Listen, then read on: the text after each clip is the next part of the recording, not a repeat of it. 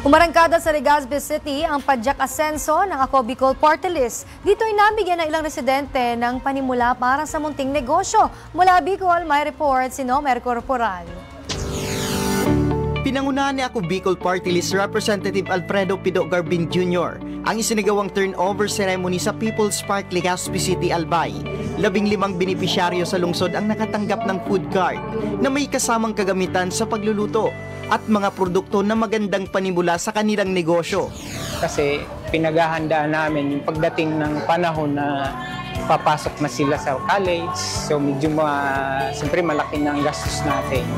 Mabibigay ko yung pangangailangan ng family ko kasi meron na akong dagdag na negosyo, dagdag pang kita, gano'n. Bago matanggap ang food card, dumaan muna ang mga benepisyaryo sa isang araw na training kung saan tinuruan sila ng tamang pagnenegosyo at kung paano ito mapapalago.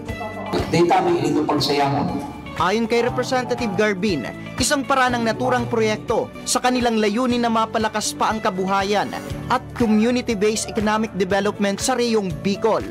And I hope that those trainings that was shared, given by Ako Bicol Party List, including the 6-in-1 Corporation, magamit ninda sa pagpapauswagdan sa indang sa dayon na negosyo. Bukod sa Legazpi City, nakatakda ring ilunsad ang proyekto sa iba pang probinsya sa reyon. But this one is free.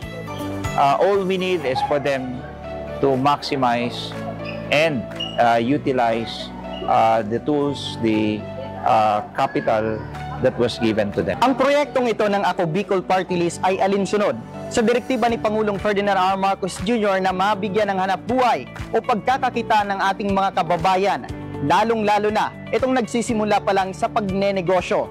Para sa totoong balita sa bagong Pilipinas, Nomer Corporal, Congress News.